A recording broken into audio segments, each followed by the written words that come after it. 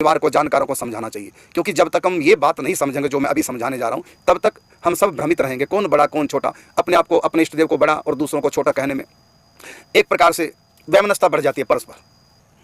तो ये ज्ञान सबको होना चाहिए। कौन सा? यह है कल्प भेद का ज्ञान।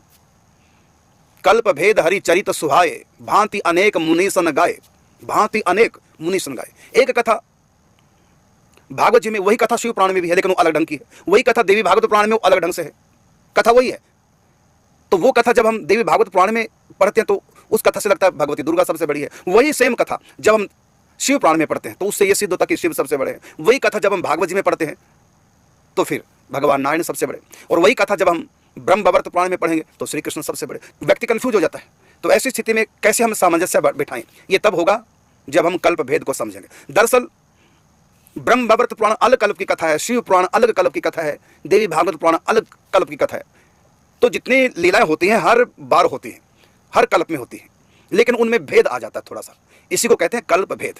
ये कल्प क्या है तो सुनिए, 4,32,000 साल का कलयुग है। इसे दुगनी उम्र द्वापर युग की, तिगुनी त्रेता युग की, चौगुनी सतयुग की, चारों युगों को मिला करके टोटल आयु बन जाती है चारों युगों की 43,20,000।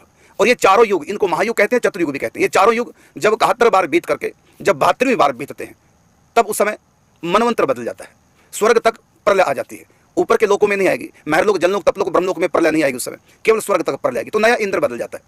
इंद्र की आयु 72 चौकड़ी की, समय मनवंतर बदल जाता है, तो 14 मनवंतर है।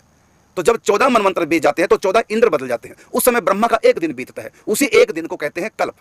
और ब्रह्मा के एक दिन में अर्थात प्रति कल्प में भगवान का अवतार होता है।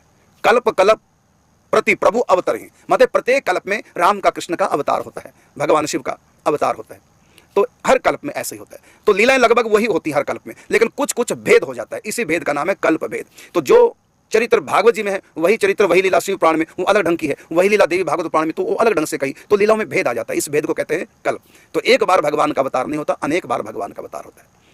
भगवान श्री कृष्ण की लीलाएं कितनी ऐसी हैं जो कई, एक ही लीला कई प्रकार से संतों ने गाई है। तो वहाँ आप भ्रमित ना हो, अलग अलग कल्पों की अलग अलग कथा। जैसे उदाहरण के लिए एक रामायण में आया है कि भगवान राम ने जब शिव धनुष तोड़ा उसी समय परशुराम आए। एक रामायण में लिखा है कि बारात लौट करके जब अयोध्या के लिए जा रही थी तो रास्ते में परशुराम जी आए। तो व्यक्ति कंफ्यूज हो जाता है, भ्रमित हो जाता है, ये क्या, वहाँ कुछ और यहाँ कुछ और। वो अलग राम की कथा, मतलब अलग कल्प की कथा, ये अलग कल्प की कथा। इसलिए प्रत्येक सनातनी को एक कल्प भेद समझना चाहिए। तो किसी कल्प के अनुसार कृष्ण बड़े, किसी कल्प के अनुसार दुर्गा बड़ी है, किसी कल्प के अनुसार शिव बड़े हैं। तो जिस कल्प में भगवान शिव की प्रधानता रही उस कल्प की कथा शिव पुराण में, और जिस कल्प में मातेश्वरी दुर्गा की प्रधानता रही वो सारी कथाएं देवी भागवत पुराण में, और जिस पुराण में कृष्ण की प्रधानता रही वो भागवत जी में और ब्रह्मवैवर्त पुराण में। तो ये इसमें भेद नहीं मानना, सच बात है। यो वै विष्णु स वै रुद्रो, यो रुद्र सह पितामह, एको मूर्ति स्त्रियो देवा, रुद्र विष्णु पितामह। वेद कहता है एको ब्रह्म द्वितीय नास्ति, परमात्मा एक है, दो नहीं। दो हो तो बड़े छोटे की कल्पना हो सकती है, लेकिन जब एक है तो फिर बड़ा छोटा कोई नहीं। जो शिव है वही नारायण है, वही राम है, वही कृष्ण है, जो राधा है वही दुर्गा जी है, वही महासरस्वती, वही माँ लक्ष्मी। शक्ति और शक्तिमान एक है, वही शक्ति अनेक रूपों में है, वही शक्तिमान अनेक रूपों में। इसलिए अपने इष्ट को सब बड़ा माने, इसमें कोई दोष नहीं। लेकिन दूसरे के इष्ट के प्रति हम हे बुद्धि ना लाए, नहीं तो अपराध बन जाएगा, नाम अपराध हो जाएगा। तो ये जो रहस्य है कल्प भेद का, ये प्रत्येक सनातनी को समझना चाहिए और आगे अपने परिवार को, अपने जनों को समझाना चाहिए, जिससे कि हमारी भेद बुद्धि समाप्त हो और हम सब सनातनी, चाहे शैव हैं, चाहे वैष्णव हैं, और चाहे वो शाक्त हैं, गणपति हैं, सूर्य हैं, सब हम एक होकर रहें, क्योंकि एक ही परमात्मा पंच परमेश्वर के रूप में, कोई भेद नहीं है। बाकी अपने इष्ट को बड़ा कहना चाहिए, जैसे कि हमारी श्रद्धा अपने इष्ट में जमी रहे। तो प्रेम को प्रमाण की आवश्यकता नहीं होती।